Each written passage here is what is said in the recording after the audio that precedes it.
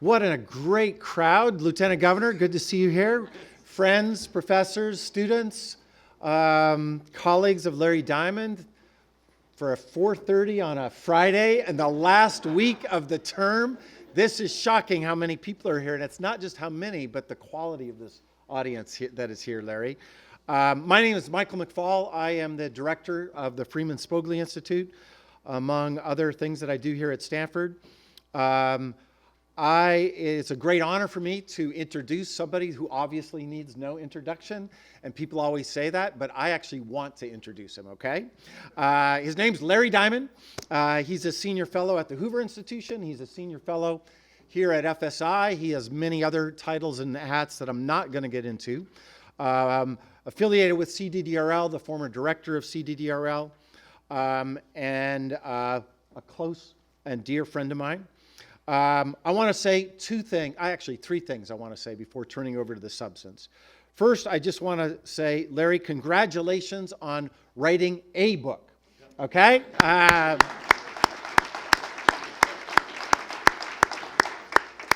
I'm building up. There's going to be more to this. But for those of you who don't know, and I'm not going to put you on the spot, but writing books is really, really hard.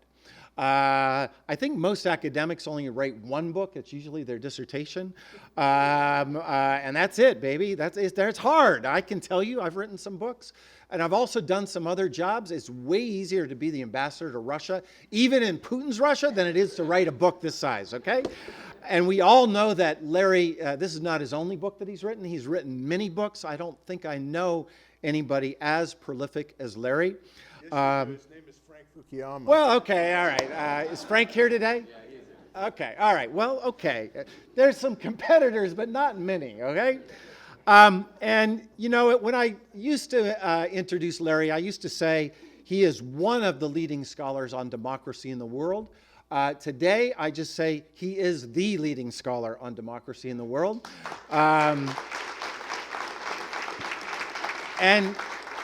And here's one more piece of the evidence to prove the case. But the second thing I want to say, Larry, is thank you, not congratulations, for writing this book. I think it's actually your most important book so far. Notice I said so far. And I have a bit of a blurb on the back here, but because there's all these other important people, my blurb had to be cut. So instead, my written work, I never want to lose it. So instead, I'm actually going to read you what I sent to the publisher. Is Warren here? Where's Warren? Well, I sent to you, his publisher. I got 12 words. Here's what I actually wrote, okay? Forgive me. Is that okay? All right. I like it. You've never seen this either. Synthesizing in plain English, a lifetime of scholarship about democracy. Larry Diamond has written a brilliant, sweeping analysis of the ill winds threatening the future of democracy both in America and around the world. Diamond not only provides a powerful, precise diagnosis of the causes of democratic erosion in the world today, but also offers very concrete prescriptions for democratic renewal, both in the United States and around the globe. Ill Wind reads like an international manifesto, calling upon, quote unquote, Democrats of the world to unite, to preserve, reinvigorate, and expand those democratic institutions and values that have produced so much peace, prosperity, and freedom in the past. Ill Winds is a must-read both for any future head of state, including those sitting over here, in the democratic world, as well as every citizen in the world. And I wrote that because Larry is one of these unique people that does combine academic, rigorous scholarship with passion for the things that he writes about. And partly, this is the most important book because I really do think it is a synthesis of decades of thinking that you've done, Larry. But it's also an extremely important book because of the moment we live in. And you're going to hear a little bit more about that today. And I say that tragically, not in celebration. That's why we need Ill Winds now. So congratulations for writing a book. Thank you for writing this book. And my one last plea, because this is the last time I get to talk, you need to not just sit here and listen to this fantastic program that we have, but when we're done, you need to go outside and buy this book, okay? I'm going to say it one more time. Yeah, thank you. Put it, if you have, congratulations. But you need to buy it not only because of this book, but if people like us won't invest in buying quality scholarship like this, books like this don't get written in the future. So if you don't even want to read the book, just buy it. Get Larry's signature, but make sure that for the future of our country that we have these kind of books produced. So congratulations, thank you, and to everybody else, buy the book. Larry, thanks you for being here.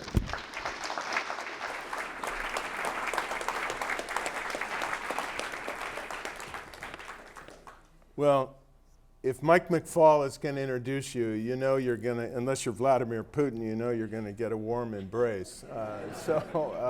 Thank you, Mike, for your overly generous remarks and the great blurb, all of it. And of course, for your great leadership. I'll come back to that. So thank you all for coming to this special event.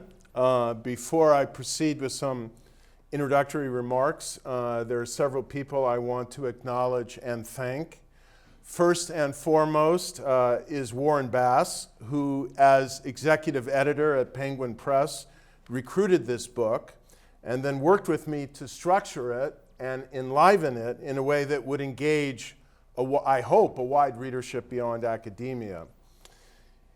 If I were to share all the ways that Warren helped me make this a better, more literate, and I hope inspiring book, I would embarrass him, and he would deny it. So I just say, Warren, from the bottom of my heart, thank you so much. I want to thank as well the person who's sitting next to him, my longtime agent and friend, Scott Mendel, who has now seen me through 3 books of this kind, and the daunting process of envisioning them while helping me to enlarge my voice and impact by reaching a wider arc of readers beyond academia. It's not that we don't care about academia, but there are other readers out there, as Mike noted. To our great director of FSI, Mike McFaul, the director of CDDRL, Frank Fukuyama, our deputy director of CDDRL, Steve Stedman, who's also been laboring arduously to chair the faculty senate this year, and to all my friends, colleagues, and students here, I also express my deep thanks. Your support has been really crucial, not only to my work, but to the work we're all trying to do together at Stanford to create a more purposeful and civically engaged university. Several of the people who have generously supported that larger mission are here today, and I want to thank in particular Mimi Haas for her support of the Haas Center for Public Service and all our public service efforts at Stanford, Ingrid Hills for her visionary support of the Draper Hills Summer Fellows Program, and we have one of our Draper Hills Fellows alumni on this program. I don't know if Susan Ford Dorsey is here, but she was planning to come, and for her support of the program we are so proud of at FSI, the Ford Dorsey Masters in International Policy Studies, and the Mossbacher family for their support of CDDRL, its directorship, and making the world a better place. Finally, we are very honored to have with us the Lieutenant Governor of the state of California, Eleni Kounalakis, and her husband, my Hoover colleague, Marcos Kounalakis.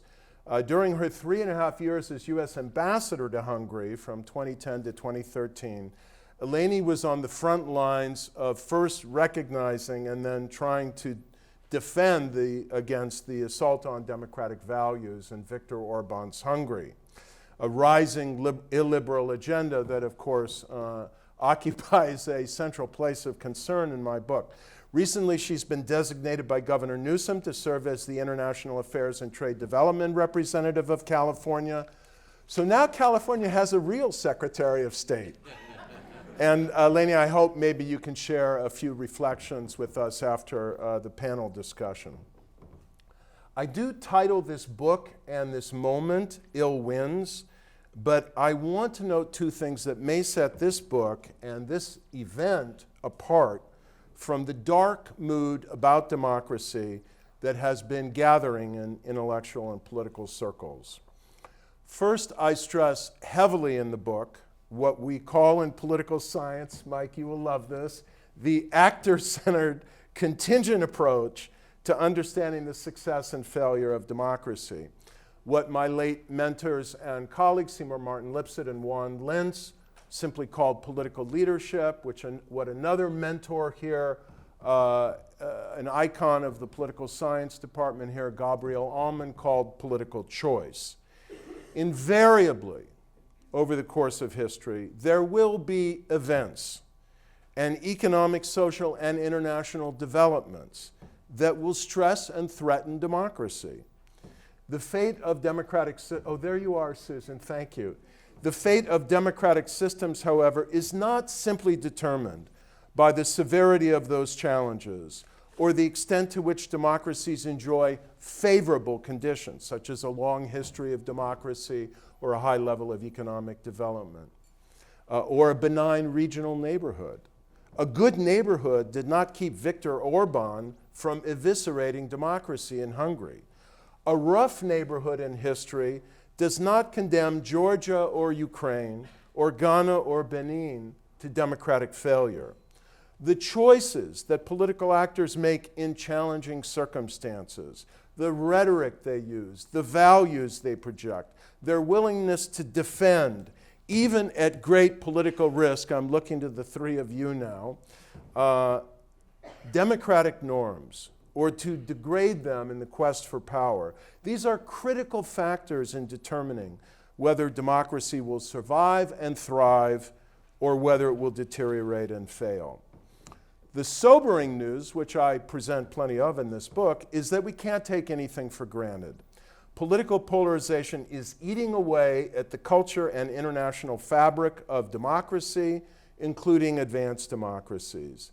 After the inspiring triumph of democratic aspirations and the demise of the Soviet Communist Empire in the early 1990s, we did not imagine that liberal democracy could find itself in trouble within the European Union. Now it is. We did not anticipate the decline in the quality of democracy in the United States that we have experienced over at least half a decade and really more. And now it's something to which we must respond with creative efforts for political reform and a rededication to basic democratic norms. We did not imagine that democracy globally and our own democratic integrity and national security would be threatened by the resurgence of a resentful, authoritarian, paranoid, and aggressive Kremlin leadership in Russia. Did I get that right, Vladimir? And by a surging Chinese communist superpower. But both these authoritarian juggernauts are now subverting democratic norms and institutions around the world and increasingly challenging democracy on ideological and normative grounds. Now we must confront these challenges, not out of fear, anger, doubt, and insecurity, but with a renewed conviction and self-confidence in the legitimacy and indeed the universality of the basic principles of democracy and human rights, and with a reinvigorated resolve to promote them on the world stage.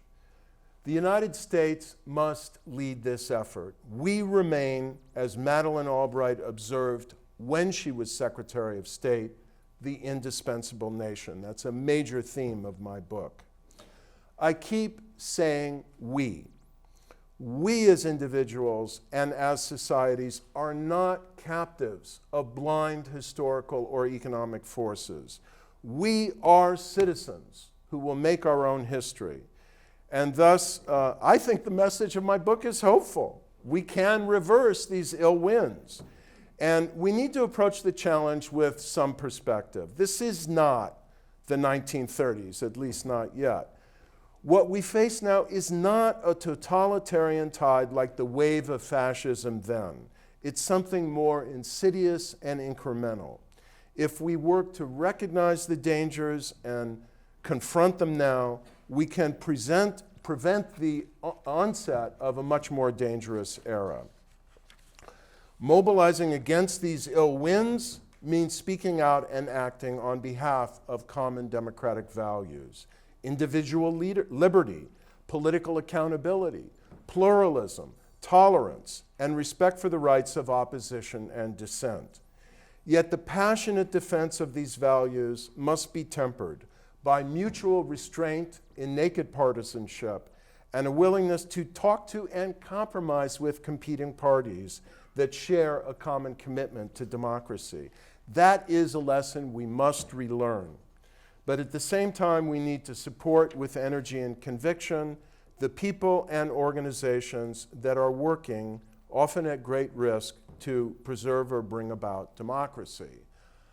And that brings me to these three people who sit before you, and to others that I speak of in the book, some of whom, like Zin Mar, who we have hosted as our Draper Hills Summer Fellows, and who are working in both noble and prosaic ways to defend human rights, fight corruption, report the truth, challenge autocrats, and develop and reform democratic institutions. You have on your seats the bios of these three speakers, so I'm not going to read them. I want to tell you something about each of them that you won't get from a conventional bio, but will get if you read the book. Zin Mar Aung, who's immediately to my left, spent 11 years as a prisoner of conscience in Burma's military dictatorship, 9 of them in solitary confinement. She came to political consciousness at the age of 12 during Burma's famous 1988 revolution, rising up against a quarter century of military rule. She was arrested a decade later, about the age of the students who are graduating now in about 9 days, at a protest after she read a poem calling for the military to recognize the results of the 1990 election, and then spent 11 years in prison.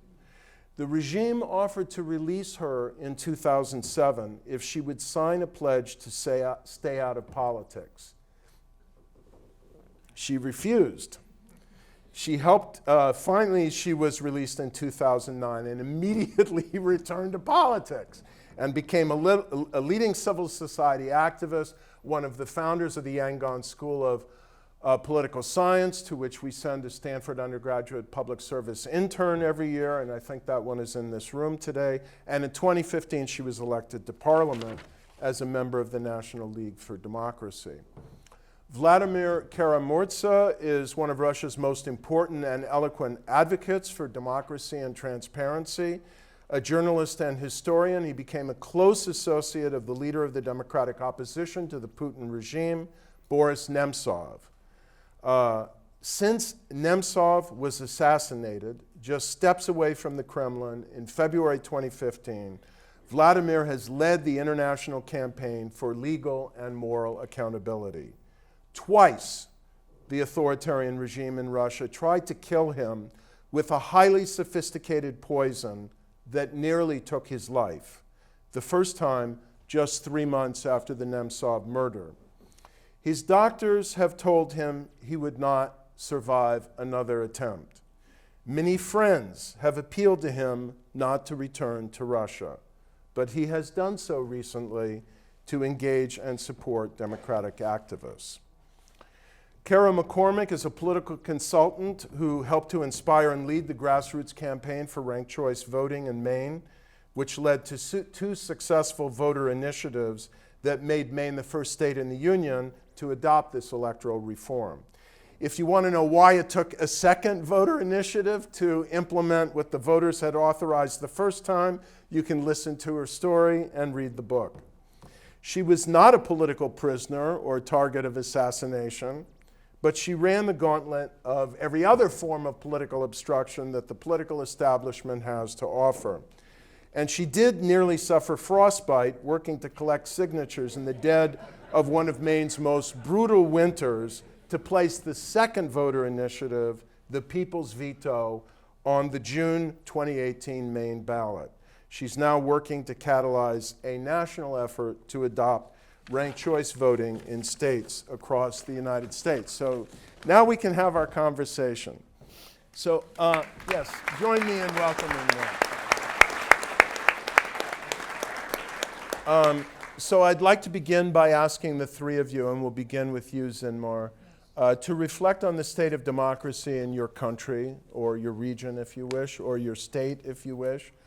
Obviously, I argue in my book that we've entered a dangerous and more challenging period for freedom and democracy. How do you see it from your perspective and your country's perspective? Go ahead. We're going to start with you. Yes. Okay. So in terms of situation of the democracy in my country, actually, here is the scenario. As soon as our party got powers, actually since 2012, as an opposition party by elections, at the same time outside the parliament and outside the political the elections, here is the already created the formation of the ultra nationalist group, and then now that is a kind of Buddhist. Yes, Viratu. So he is one of the notorious Buddhist monks. Religious extremists. Yes, so they already created that kind of groups that has never happened in our Buddhist history in Myanmar. And then 2015, NLD won as a majority and as a ruling party.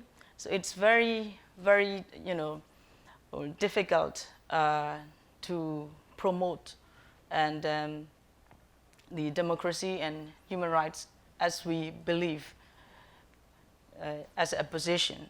But on the other hand, we need to negotiate with the military and also ongoing peace process. In our country, we have 26 ethnic arms organizations, so still going on for peace talks. So our parties and our leaders are between those actors, different actors. But actually, on the other hand, activist groups and human rights activist groups are also very active. So we need to balance that kind of, different groups. All of the groups are more or less popular in their own way. So, for example, like the Rakhine crisis was happened. With the Rohingya minority. Yes, yes. So to resolve that case, so Daw Aung San Suu Kyi offered Mr. Kofi Annan to lead that commission to make kinds of assessments, what is happening and what will be long-term solutions, what will be short-term solutions, something like that. And then what's happened in my parliament? The opposition party, USDP, and then Rakhine Nationalist Party proposed the urgent proposal that against the formation of that commissions because Kofi Annan is foreigners. So they don't want to accept the foreigner to lead that kind of commission. So clearly, so they try to disturb what is doing and try to normalize that kind of situations. So as a member of parliament and as a member of NLD, we need to defend what is doing in Rakhine states led by Daw Aung San Suu Kyi and try to normalize that kind of situations.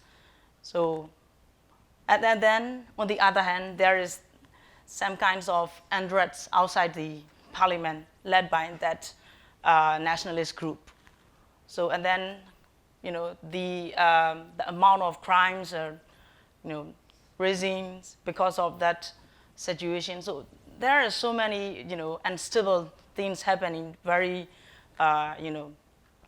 there's some kinds of timing in the parliament, what is happening in Rakhine and what is happening in city. Mm-hmm. So something like that is very, very difficult to balance and handle situation.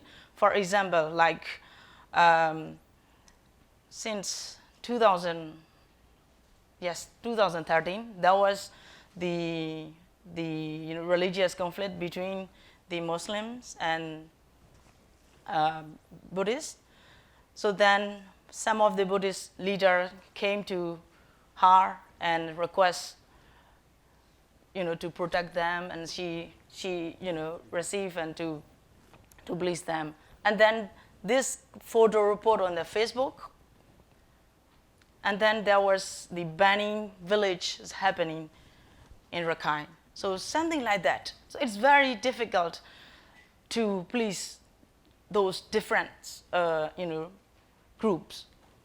So that kind of situations are happening. So I think on the other hand, because of the Rakhine crisis, her legitimacy and international legitimacy is getting lost. So then on the other hand, we received the country as a lot, very deep international debt. So that's why she tried to, handle economics is totally need to deal with China, neighboring country. Because as soon as after 2015 election, many of us expect that, the West and United States investment will Pour in? Yes, pour in, but in reality, because of that kind of problems and, our political legitimacy internationally, because of, previously as an opposition, he has spoken on what is human rights, what's really happening, very, very strongly defense on human rights. But the current position is very difficult to outspoke for certain groups. She's trying to balance that kind of different groups. So that's why for a, committed democratic leaders, it's very, very challenging and very hard situation to balance emergence of nationalist groups and then how to balance the human rights principle and governing the country. So I know you're very concerned about and now have a parliamentary responsibility for constitutional reform. Yes. We'll come to that in the next round of questioning, but to set that up and kind of summarize the situation, I'd just like to ask you briefly, what percentage of the power in the country today, of real government power, do you think lies in the hands of the political party that overwhelmingly won the 2015 elections, namely yours, the National League for Democracy, and what percentage lies in the hands of the military? So what percent of? What percent of the overall political power? How much power does the NLD have in relation to the military? It's current. Now, would you say it's more political power? Twice yes. as much power? Half as much power? Yes, actually much more power than opposition. But we have power on, for example, like Ministry of Social Welfare, Ministry of Health, Ministry of Education, but we can't control over Ministry of Home Affairs, Ministry of Defense, and Ministry of Border Affairs. So these three ministers are directly appointed by the Commander-in-Chief. Of the military? Yes, military, because not like here in the United States, President is not Commander-in-Chief. Commander-in-Chief is separately from the, So one of the progress is that, GAD, General Administrative Departments, Yeah. which is under the Ministry of Home Affairs. Uh-huh. So all the daily affairs and administrative matters are, very much influenced by that department. Now, the kinds of loopholes from 2008 constitutions, these departments moved to the directly controlled by the Military? No, the president. Oh. Mm-hmm. And then president formed new ministry, Uh-huh. Ministry of Presidents. Uh-huh. Then appoint one ministers and then put that GAD to the Okay. that ministry. So it's a situation that's very much in flux. I want to come back and find out what you're going to try and do about it and how we can help you. Vladimir, there's a kind of general sense in the United States and I think around the world now that, you know, it was a nice try to build democracy in Russia, but it failed and it's not going to come again, maybe for a very long time, maybe for decades. And maybe it's just not in the, you know, cultural genes of the Russian people. You've heard these arguments. How do you characterize your own national situation now? Well, Larry, first of all, it's an honor to be here, and thank you so much for hosting this meeting, and congratulations and thank you on the book, in which you are, I think, far too kind to what we're trying to do in Russia, but it's a very important endeavor, and thank you so much. As one of the chapters in your book, you have that, as you call it, the to-do list of dictators. How do you go about establishing an authoritarian regime? And I think Vladimir Putin was really the first strong man in the modern era to, I'm not going to say follow, to establish that rule book, because he was the first person to try to, at least in modern times, to try to establish dictatorship in such a clever and intelligent way, I think. Not how his predecessors tried to do it, his ideological predecessors tried to do it in August 1991 by just, you know, sending tanks and troops and meeting mass resistance on the streets of Moscow. He did this incrementally, he did this gradually. He did this by following Benito Mussolini's advice from the 1920s, you know, when Mussolini said you should pluck the chicken feather by feather to lessen the squawking. And so the rule book, the recipe you have, was followed exactly, except there was one kind of extra previous step, which you don't have. It's called kind of level 0, because Vladimir Putin began with symbols. Russia's a country with symbols, symbolism.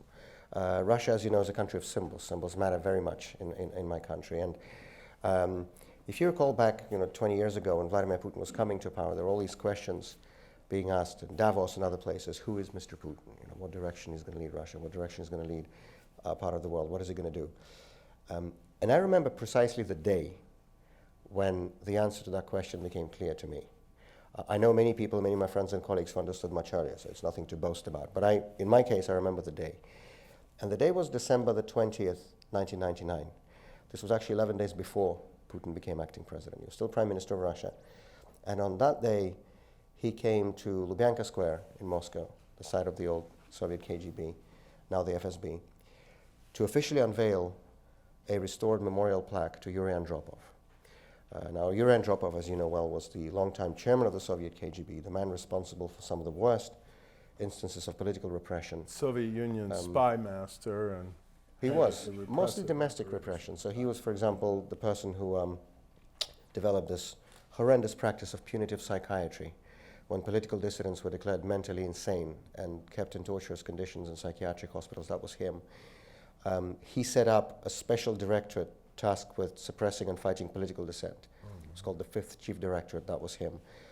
Previously, as Soviet ambassador to Hungary, to Budapest, he was one of the organizers of the suppression of the 1956 uprising. That was also him. And so on December 20th, 1999, the Prime Minister of Russia, Vladimir Putin, with pomp and circumstance, unveiled a memorial plaque to that guy. Now, that was the moment when it became clear, to me at least, who that man was and what direction he was going to lead our country. And the first year of Putin's rule was the restoration, in terms of symbols, was the restoration of the Andropov plaque and a Stalin-era national anthem. And to anybody who knows anything about Russian history, you couldn't get any clearer message than that.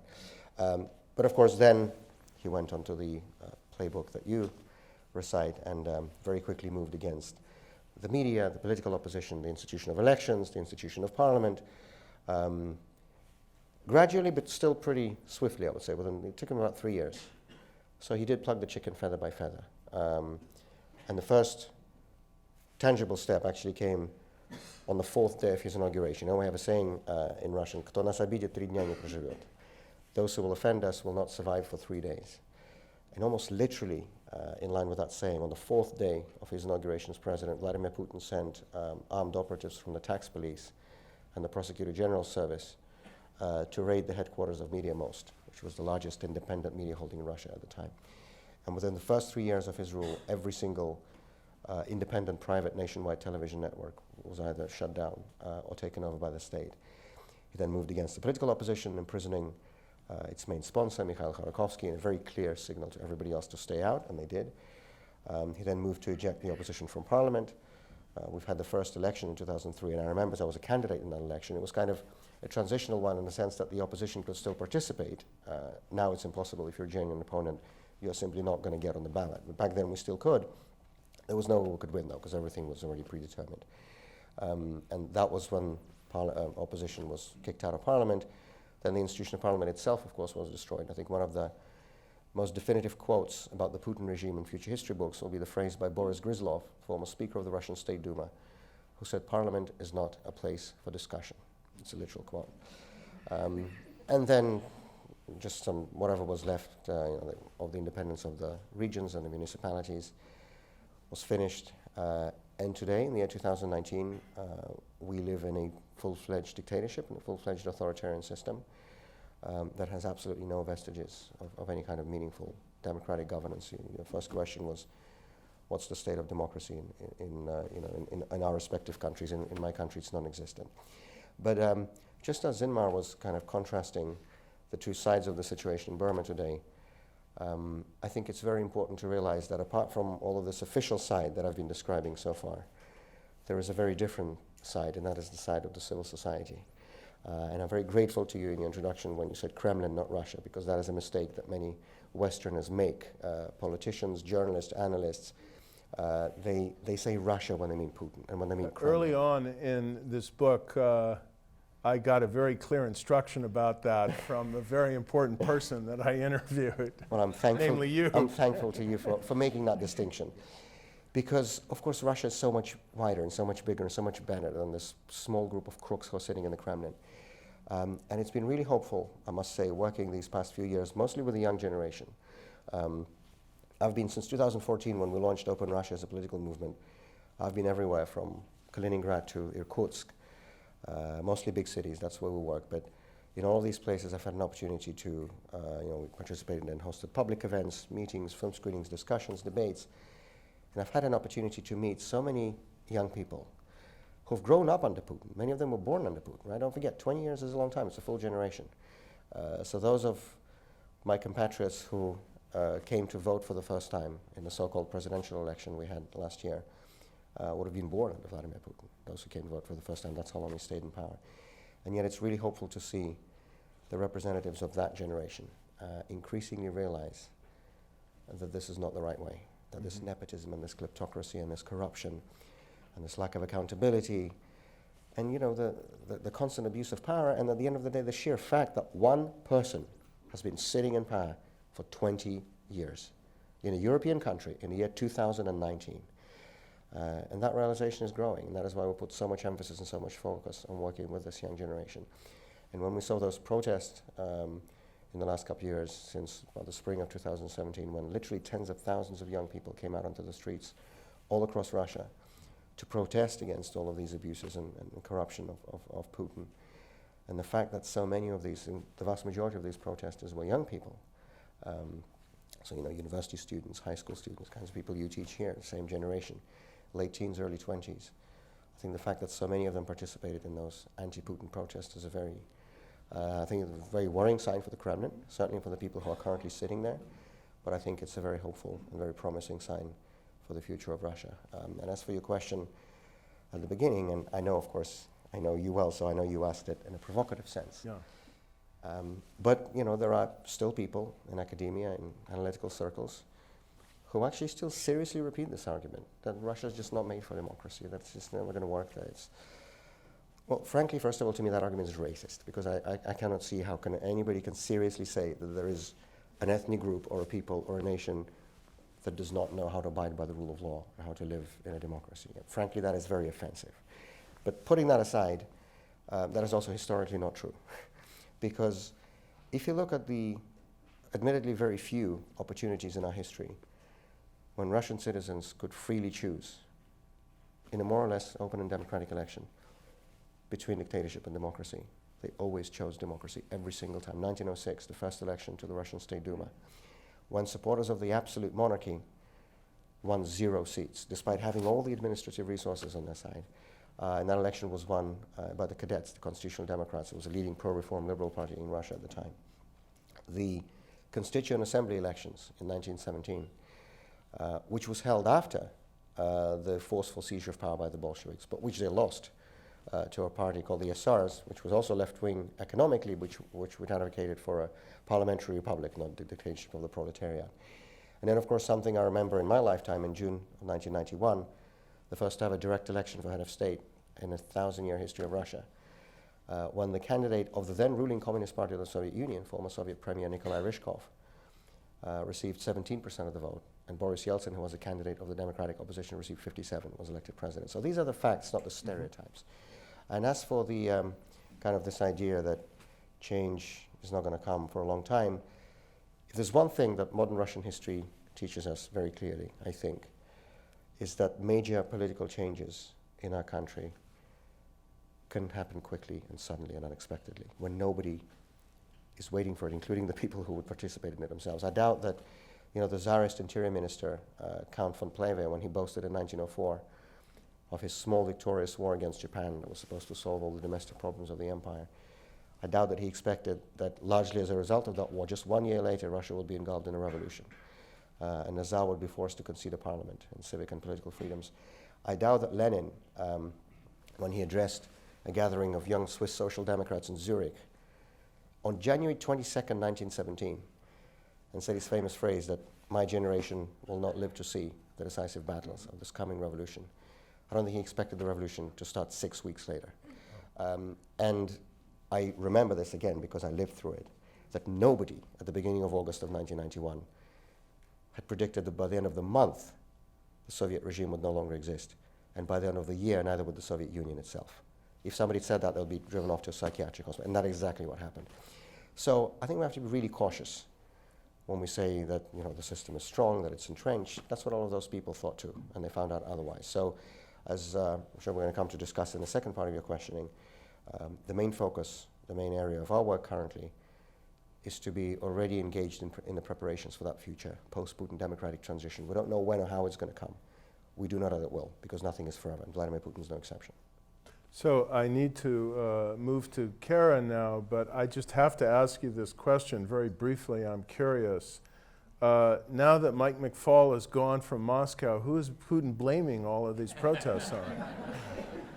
He's still blaming Mike, first of all. It doesn't.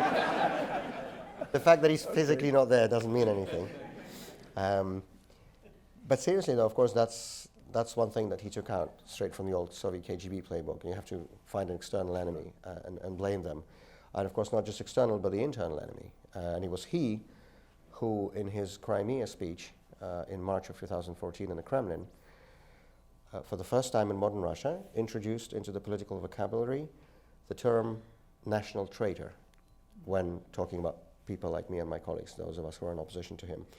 He didn't, of course, invent that term. That term came straight out of the Third Reich, Nationalverräter in German, national traitors. But he did accept it and introduce it into the present Russian political vocabulary. So if you watch Russian state television, which I do not advise you to do if you value your nervous system, but if you do that, you will hear this constant drumbeat, whose fault is this? Yeah. And it's always somebody's fault. It's never theirs. It's always somebody's fault. The external enemies, like Mike and a few others, but also us, the national traitors in the fifth column. Thank you. All right, so you talked a lot and inspiringly about the mobilization and engagement of young people and what this means for the tenacity of democratic aspirations in Russia.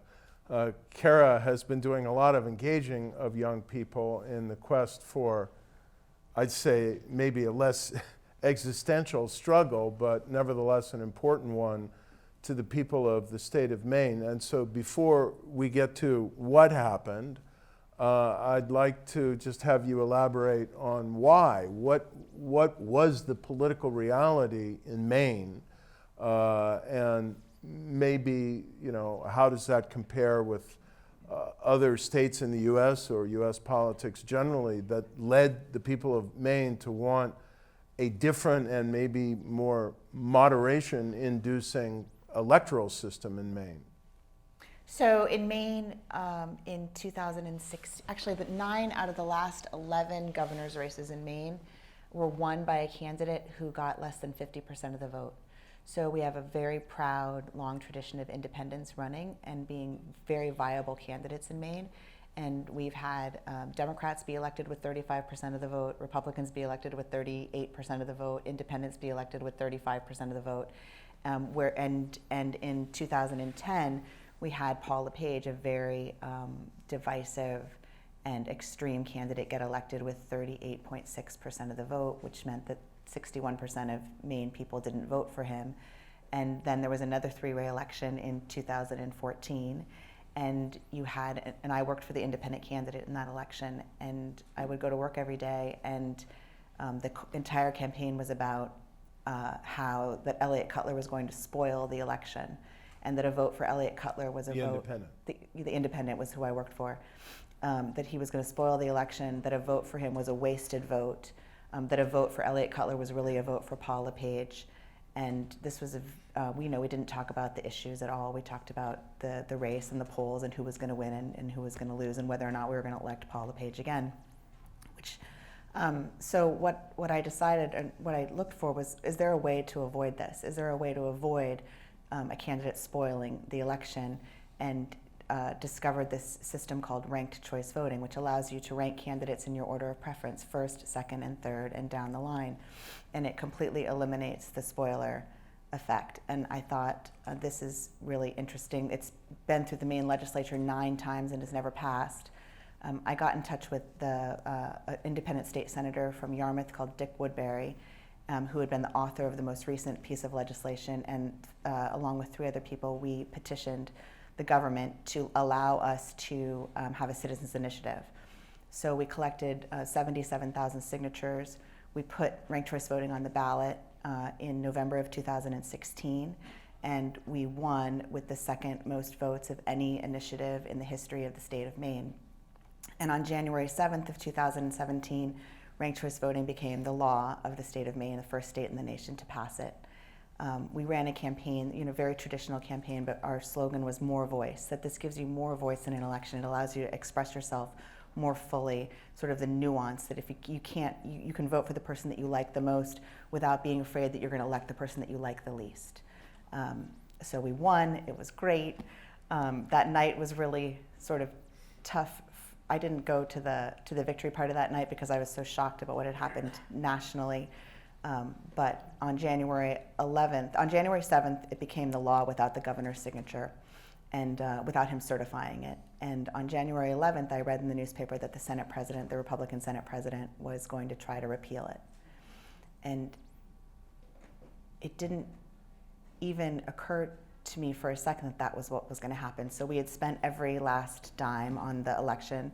We had, disbanded as a campaign group after working, and we discovered that we had a whole other fight on our hands. We fended off one repeal in June of 2017, but then the legislature decided to convene on October 23rd of 2017 in a special session in the middle of the night when they delayed and repealed the law. So luckily, in our Constitution in the state of Maine, we have something called the People's Veto. And it was put into the Constitution about 100 years ago in the Progressive era. And it says that if the legislature does something that's repellent to the people, that the people have 90 days to, again, petition the government, again, get another 61,123 signatures, and then, again, go back on the ballot to get the law back. So from the gallery on October 23rd, when we watched them repeal the law, we immediately launched the People's Veto. Now, they had planned the People's Veto on the repeal on October 23rd, because in Maine we can collect signatures at the poll. And so the election was a week later. So they controlled the time that the petition would be released. And so they finally released the petition, the Democratic Secretary of State, at 4:45 p.m. on the night before Election Day, the next day. So our lawyers from the Secretary of State's office electronically sent the petitions to us, and we had volunteers positioned in copy shops all across the state of Maine to receive those petitions, and then we drove throughout the night. We met more than 300 volunteers in Dunkin' Donuts parking lots on the side of the turnpike. People would meet me in the parking lot with tears in their eyes to get the petitions. We collected the following day by 7 o'clock in the morning. We were in more than 300 polling places. We collected almost 40,000 signatures in a single day, and then we spent the rest, the 86 more days beyond that. On February 2nd, we turned in the petitions to the Secretary of State's office. We turned in 80,000 signatures. You don't just have to get a signature in the state of Maine, you have to get a signature. The signature has to go on a petition that's for the town to the clerk. The clerk has to certify that petition, then it has to come back to the Secretary of State. So it was, at the end, we had over 1,800 people in the state of Maine volunteer and collect signatures from a little tiny office in Portland, Maine.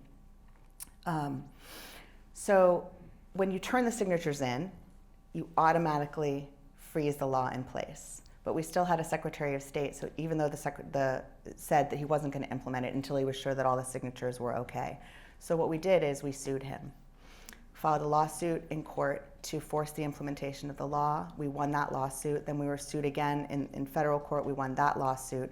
So we were, and because we froze the law in place, we got to use we were meant to use ranked choice voting for the first time on June 12th, but we also had to run an election and win a second referendum in the primaries, a second referendum that day.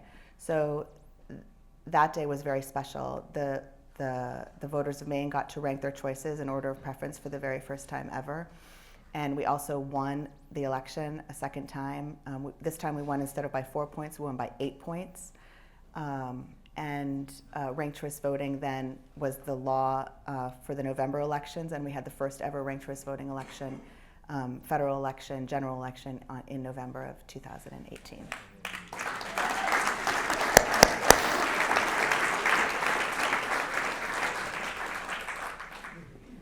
It's an amazing story, but you haven't heard the part of the signature gatherers, including one named Cara McCormick, having to run into their cars every few minutes and turn on the heater because their fingers were practically frostbitten while they were standing outside in something I didn't even know it existed, called a cyclone bomb in the middle of January that had temperatures down, I don't know, I know well below freezing, but I don't even want to ask. It was freezing. It was absolutely freezing. And and we knew that they had planned it this way. So we knew that they had set it up on October 23rd so that we couldn't get enough, in time. And then we knew that they had set it up so that the 90 days would fall during the coldest winter months. And it was freezing, and we learned to use gel pens. The ink doesn't freeze in a gel pen. We learned to stuff our pens inside of our jackets, but there was also so many of us, and many hands make light work.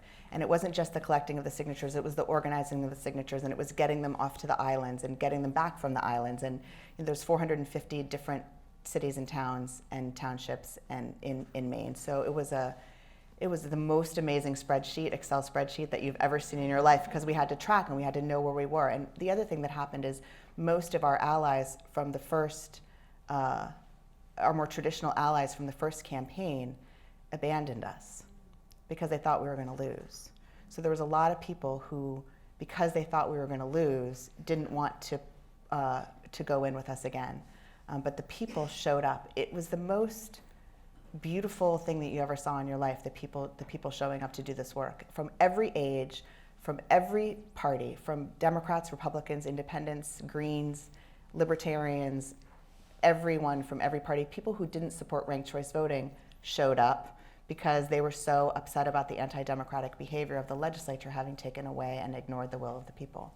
So if you want to know why I say in my book that I think we may, and why I'm so hopeful, that we may be on the cusp of a new era in American history, like that a century ago, that gave us the initiative and the referendum and direct elections of senators, and, oh, by the way, the right of women to vote in the United States of America.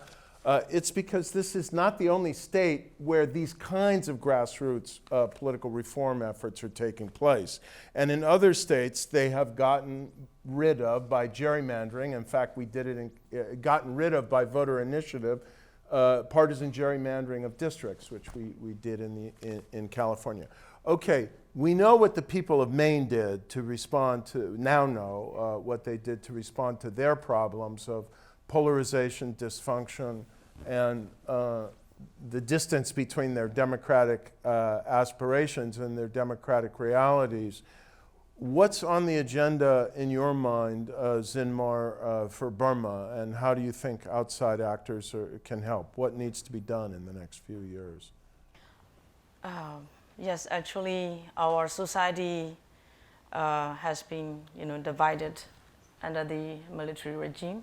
So politically, religiously, ethnicities are very diverse, but our ordinary people doesn't have, any idea how can we unify that kind of diverse country.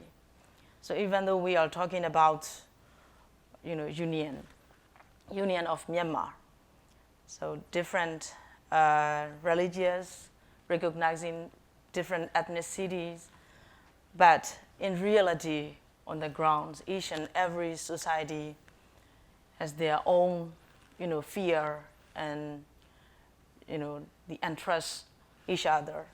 So already divided in some extent, but mostly in city.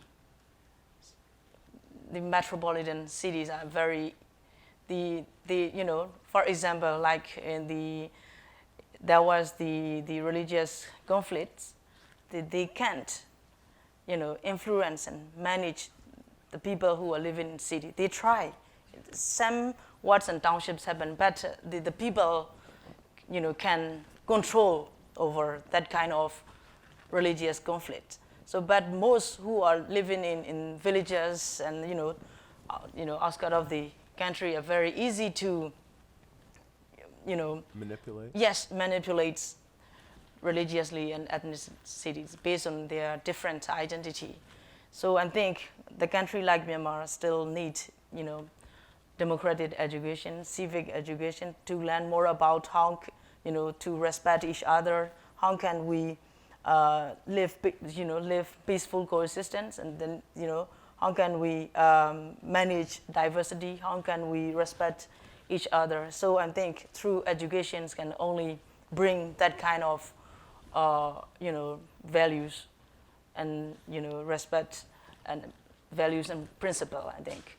So I think for the West and US, I prefer to invest and support in education, formally and informally, again, not just only in city. We have civil society mostly based in city, but they can able to reach out the village. So that's why my request will be support in education and also informal education like civic. I didn't get, in my lifetime, I didn't get any civic education. Nobody. So you can imagine our population is growing, that there is no proper civic education.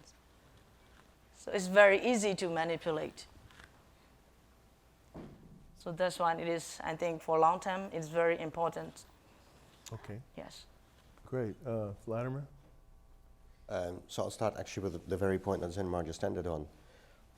Our absolutely principal focus in all the work that we do inside of Russia is civic education, directed mostly at the young people, because we now have an entire generation that has grown up under the Putin regime, never having an experience of a free and fair election, never having an experience of seeing independent debates or independent views on television, never having the experience of living in a free society. And so that's the first reason this is important. But on a much more practical level, we spoke a few minutes ago about how a lot of the times political change in Russia comes unexpectedly, and there's a kind of another side to that, and that is that when that happens, nobody's prepared for the task of transition. And I think that certainly is true of the people who took charge of Russia after the February Revolution in 1917. There were some of the best educated, some of the most intelligent, some of the most well-meaning people of their generation, the cultural, the intellectual elite, but they completely failed because they were not ready. And that certainly also goes for the Democrats and Boris Yeltsin's government in the early 1990s, I think, and we can spend hours talking about all the mistakes that were made then. Not necessarily through any malice or through any bad intentions, just, I mean, it's difficult to be ready when power falls on you in a matter of 3 days. And so what we think now is that, we cannot afford to repeat that mistake again. We cannot afford to not be ready whenever the next window of opportunity opens in Russia. And again, we do not know when or how it will happen. We do know that it will.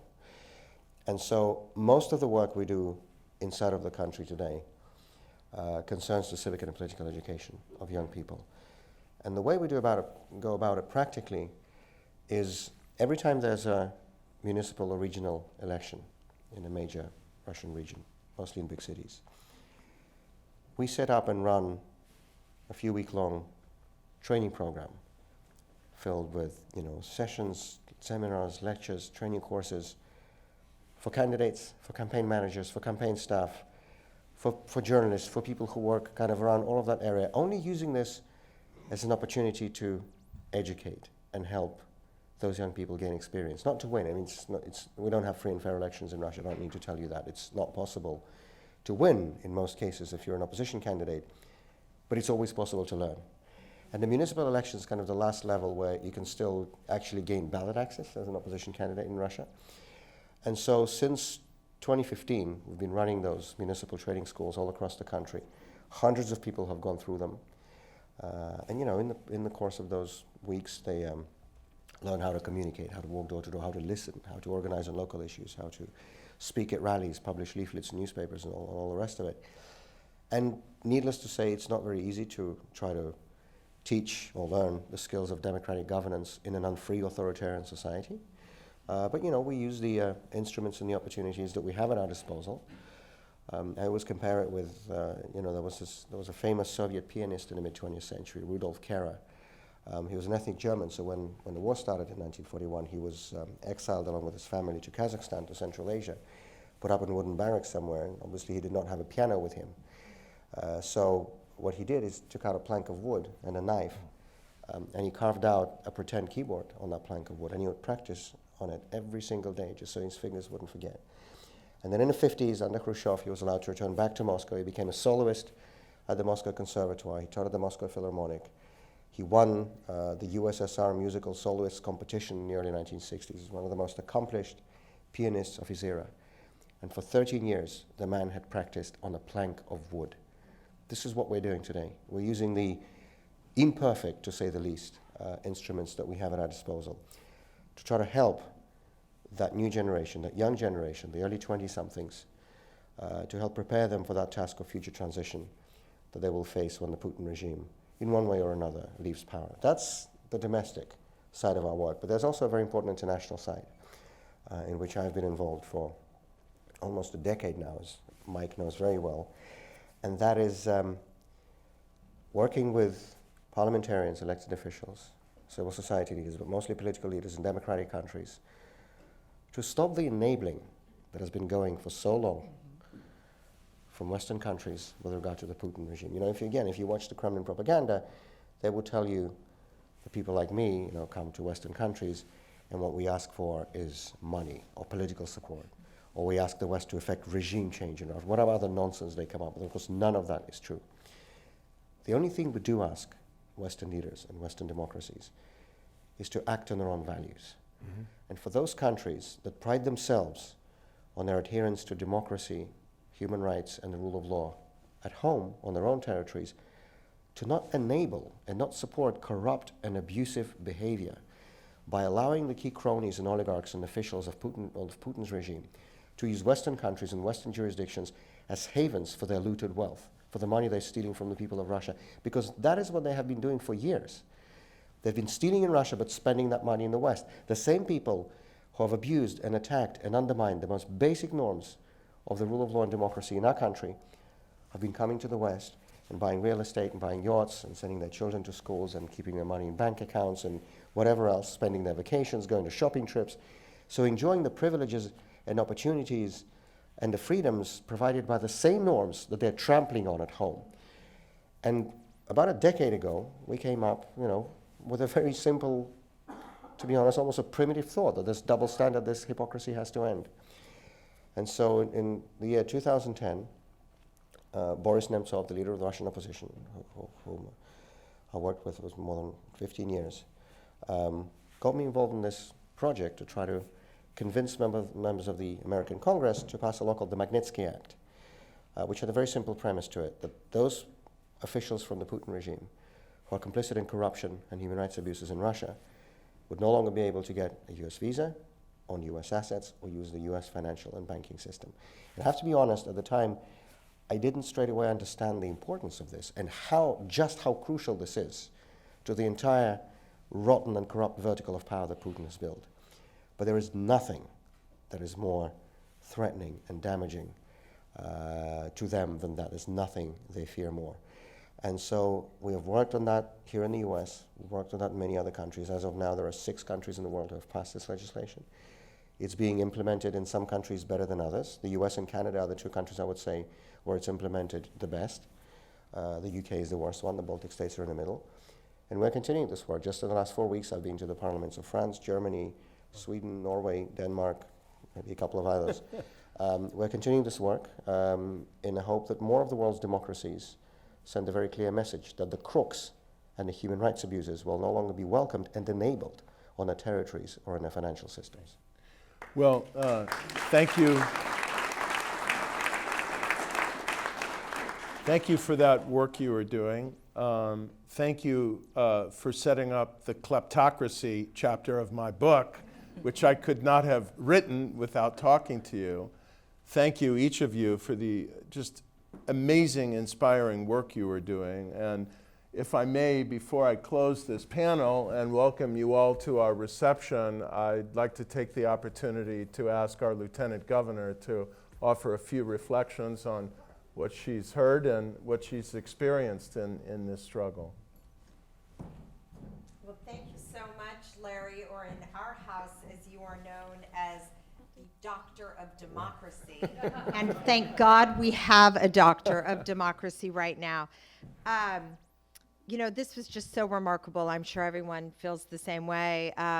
But mostly when I look at your book, what I think is so incredibly important about it, you alluded to this, is how readable and accessible it is, because people want to know what's going wrong and what they can do about it. And for me, I knew something was going wrong when Sebastian Gorka entered the scene, because when the Hungarians are influencing American policy and bringing illiberal democracy for us, and I felt like I was the only one in the world who was seeing this, it was really shocking. And you really can trace a direct line between Vladimir Putin's autocratic handbook, which Larry, really enumerates in his book, to Erdogan in Turkey, to Viktor Orban in Budapest. And when Viktor Orban gave his big illiberal democracy speech, it was with great pride that they had found another model that they're arguing is better than democracy. And that took root in an environment in Hungary where there was enormous economic pain and where people felt that democracy just hadn't delivered. So I think I just maybe offer 2 more reflections. And one of them is about civil society, because we've heard so much about the power and the importance of civil society. Cara, your story is so marvelous.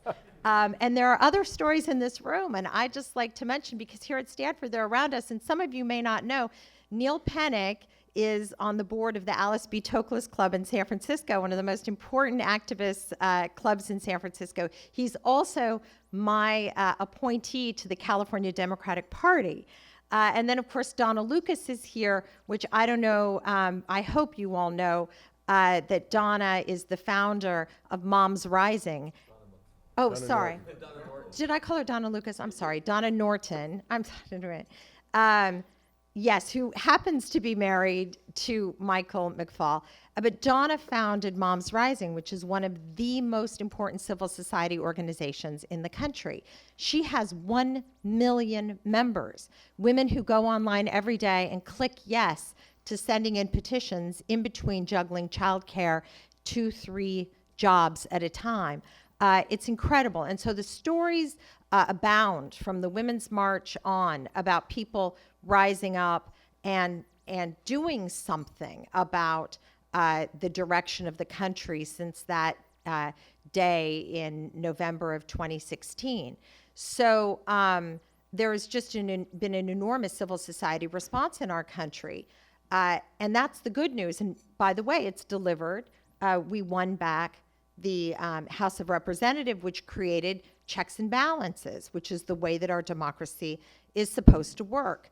But Larry, you talk about American complacency. And as an elected official now, I never was before, but again, as a result of the reaction that so many had to 2016, there is complacency, but I don't blame it so much on a lack of will, because people are more activated and mobilized than any time in my, kind of lifetime or my adulthood.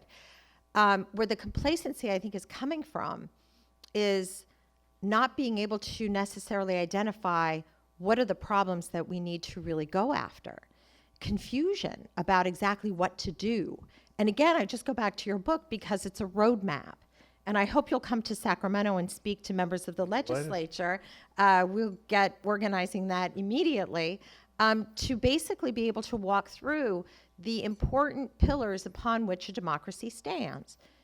Active civil society, but also independent courts, also free media and access to good information, and on and on.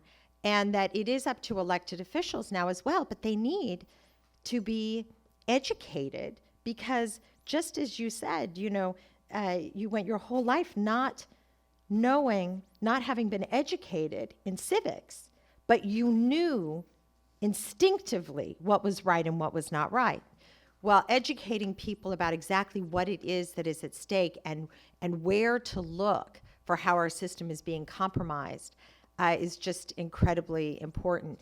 I want to end with one little thing that Hillary Clinton used to say all the time, and when I was ambassador in Hungary, we talked about it quite a bit. It's so funny because we held it up as this sort of holy grail, but I think about it now and it sounds so, pedestrian, but she used to talk about the three-legged stool of democracy, So it's just a stool, right? But the idea that you have to have balance and that there are three fundamental pieces of any democracy, any healthy democracy. And there are civil society, which we've been talking a lot about, government, which of course is, critical, and we're talking about that as well. But the third piece is the capitalist system, the free market system. And there are massive changes that are happening that many of which, as a result of this digital revolution, are beyond the capacity of civil society or government to really understand, and that are having a huge impact on our ability to combat these challenges to our democracy. And I'll point to the most recent example of this video of Nancy Pelosi that was doctored, where she sounds feeble and drunk and slurred. And there was a massive outcry, and Facebook wouldn't take it down. They said, it's not our job to edit. We're just a platform.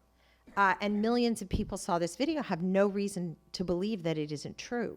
So when I look at the next chapter and where I put my hope, again, I look around this campus of Stanford University, which is full of the next generation.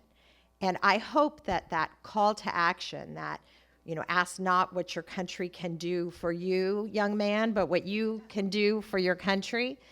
It really has got to be to bring an expertise and a knowledge and understanding of the way that everything is working, whether it's information or just how we're functioning in business.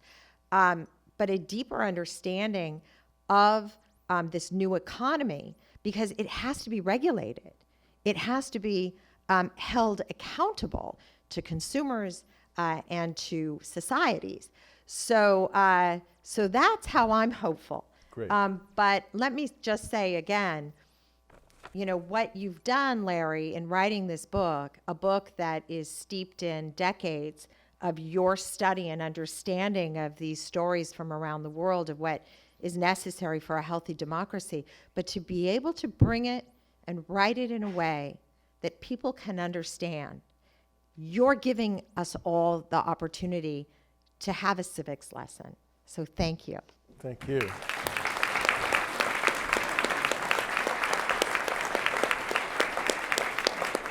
Well, Eleni, thank you for those inspiring remarks and for setting up the social media chapter of my book.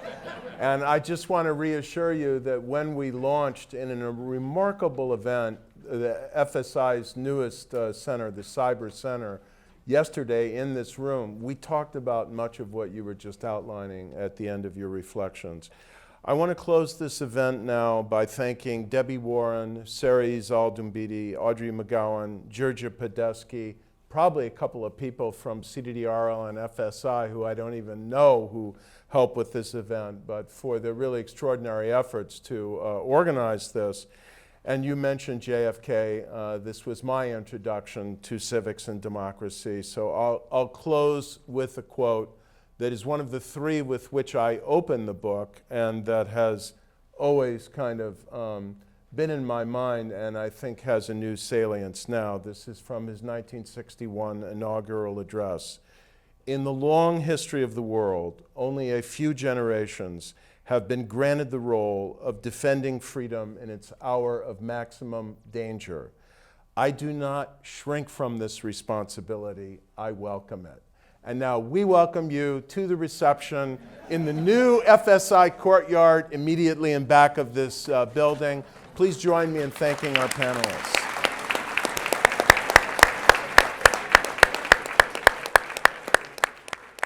I think if you want to buy a book, I think we're selling them in front and I will sign them in back.